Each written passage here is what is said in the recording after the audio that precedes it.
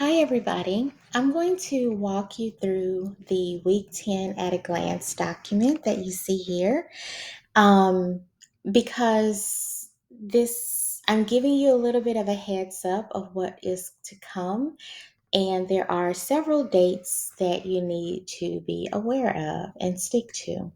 So, in case I use this video in the future, just know that this video was recorded on October 24th, 2021, and that is why there is a very excited Astros fan dancing here at the top of this document. So, if you're in the future, farther in the future than this, um, just check to see what the Astros were doing in 2021, and you'll know why I put that there. Okay, so going on to week 10 of the course. Um, the next major assignment is going to be progress reports. And like I say here, the progress reports are very simple. It's a one-page document. You can also make it 2 pages, but definitely most examples are only of 1 page. You will need to read the examples that's in the Markel textbook, and I also provided one example in the Unit 3 folder. So, like I've mentioned before, it's really important for you to complete the tasks in order. Sometimes I receive questions from students and they're confused because they did not complete the tasks in order. So, just follow the directions, complete the tasks in order. The first one is don't forget to turn in your finalized Unit 2 document. So your Unit 2 is the proposal that you're working on. It's due by this upcoming Friday. Like I said, I'm recording this on Sunday, October 24th. So your finalized document is due by Friday, October 29th. Um, Make sure to have someone else read it to make sure that you have caught and fixed all of your grammatical errors, especially things like that. Those are things that are super easy to fix between you and another person or you and a tutor from the writing center. So please do not get a bad grade on the document just because of typos. That doesn't make sense. So please take care of that and turn in the finalized document by October 29th. Obviously, have a safe and happy Halloween. This is another big thing. Please remember to take the peer feedback Unit 2 acknowledgement quiz. It is just a 1 question quiz that asks you to acknowledge that you have provided feedback. I do cross-check your answer with what's posted on the discussion board. So obviously don't lie. You will not receive credit if you lie. And it's just so I can make sure that your efforts on the discussion board are graded as part of your participation grade. So that's why I ask you to do the acknowledgement quiz. Task 2. So after you're finished with task 1, you need to get that out of your brain first before you move on. So for task 2, I put together like a recap presentation to show you again how units 2, 3, and 4 are connected. Unit 2 is the research proposal. Then you will start to do research on your topic. Unit 3 is the progress report. So in real life, you would write the proposal, receive a okay to say, okay, yes, you can go ahead and research what laptops our company needs to buy. And over the next 2 to 4 weeks or so, you would complete that research. Halfway through completing the research, you would send your manager a progress report just to let them know what kind of problems you've had, if you have had any, and just kind of give an update of what's going on. That's Unit 3. Unit 4, I'm sorry, I'm getting confused here.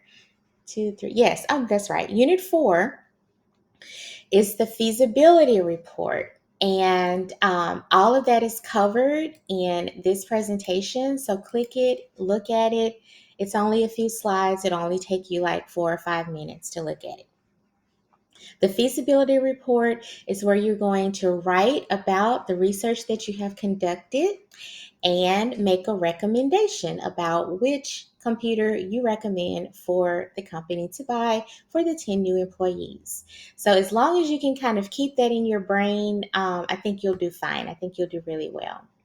So, speaking of Unit 3, the next thing you'll do is to go and read the Unit 3 assignment description. It's a similar, just a couple of pages document like you hopefully read for Units 1 and 2. So, read through the assignment description. Lots of people wrote about stuff that's not related to the topic that is assigned, and that's because they did not read the assignment description. So, do yourself a favor.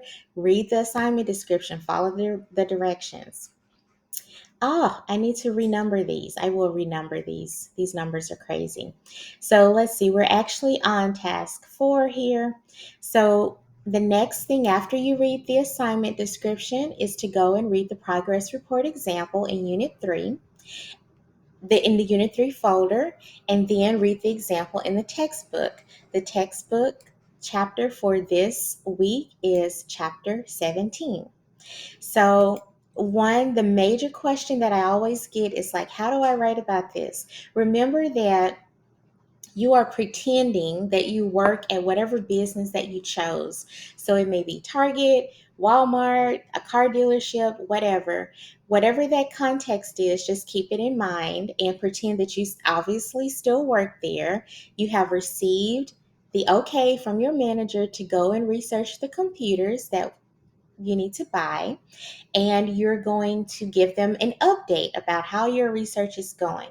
So it is okay to estimate, or I hate to use the word make up, but it's okay to, kind of say, well, this is what's going on. You can make up problems if you want or whatever, but just make sure that it's real world. It makes sense in the business world. Don't make up crazy stuff and put on your progress report. Go read the examples so you can see what to do. And it needs to be, your progress report needs to look like the example. It needs to look like a memo. It doesn't need to look like a essay or all of these other things. It's a business document. It needs to look like the example. So follow the example. Okay, so chapter 17 in the Markel book will have other examples, and I have also posted an example. Just follow the examples, very easy. This page will kind of introduce you to primary research, so please go take a look at that. So after you have kind of familiarized yourself with Unit 3, so make sure you do that first before you try to go write a draft. So many drafts are not very good because I can tell that you did not read the example and that you didn't read the book. So read the textbook, please. Read the examples, please. Then go and write your first draft. So your first draft of your Unit 3, very easy. It's only one page. After you look at the example, you will agree, oh man, this is an easy assignment. You're right. So you're going to create your one-page draft of your progress report and upload it to the correct discussion board. Check the name of the discussion board before you upload it so it's in the right place. So you're going to upload your draft to the discussion board by Friday, November 5th. So this is after you have turned in your Unit 2 assignment. As I always say over and over and over and over, make sure to fix your grammatical errors, your punctuation errors. These are so easy to fix. Easy way to help your grade. After you've done that, then you're going to open another student's document and provide feedback before or by Wednesday, November 10th. So you have basically 5 days. You have three, in the weekdays to do that. After you receive your feedback, read and incorporate the feedback to receive the best grade that you can. You can also set up another appointment or an appointment if it's your first time with the Writing Center. The Writing Center is there to help you, and they will go through your document line by line and help you fix all of your errors. So, easy way, and it's free. Yes, it's free. Take advantage. Um, and then you want to turn in your final draft of the Unit 3 Progress Report by Friday, November 12th. If you follow the examples, this assignment is very easy. Yay! The other comment I will say is I'm not going to provide feedback on your drafts because if you just follow the one-page example, you should be fine. If you, of course, have specific questions, you can always email me, but I'm not going to, give everybody feedback this time because it's such a simple assignment. The last task, I think, the last task is to start to work on your research. So you can actually, kind of start thinking about this, gathering some articles. You can use blog articles. You can use, like if you go to the bookstore and you still read physical magazines like I do, you can use that. You don't have to use only scholarly articles, and that is because you're researching a business problem that's related to buying technology. And new computers are usually not covered in scholarly articles. So you will need to use some reviews from people who have bought the computers that you are researching. You'll need to use blog posts. You can also use articles from other websites, but just keep that in mind. So, the last thing that you'll want to do is, start to think about it. And for this, you're going to create a survey. So everyone has taken a survey before, whether it has been like a BuzzFeed survey that tells you what kind of potato you are, or if it's a survey about an instructor or a survey about your experience at a store, whatever. Everyone has taken a survey. If you haven't, just email me. I can, provide you a little bit more support. But most people have taken a survey at this point. You are going to write your own survey questions. And those questions need to be relevant to the new employees and what they are going to be doing in the business. So, for example, if you are writing about, let's see, an oil and gas company that hired 10 new product engineers, you would write the survey to send out to the existing product engineers and ask them about their computers, what problems they have with it, what software programs they use, whatever would be relevant. That's why relevant questions are in red. Are you going to ask them about their favorite thing in the cafeteria? No, that's not relevant. Think of relevant questions and create your survey. You need at least five relevant questions. Then, after you have done those, you can create those surveys in Google Forms, or you can also use this document that I created that has some sample survey questions. So if you are having trouble coming up with sample survey questions, go to this document. It's here to help you. I put it together for you. And here's also a tutorial to help you use Google Forms. If you know how to use SurveyMonkey and you prefer to use that, use SurveyMonkey. Either way, you need a survey.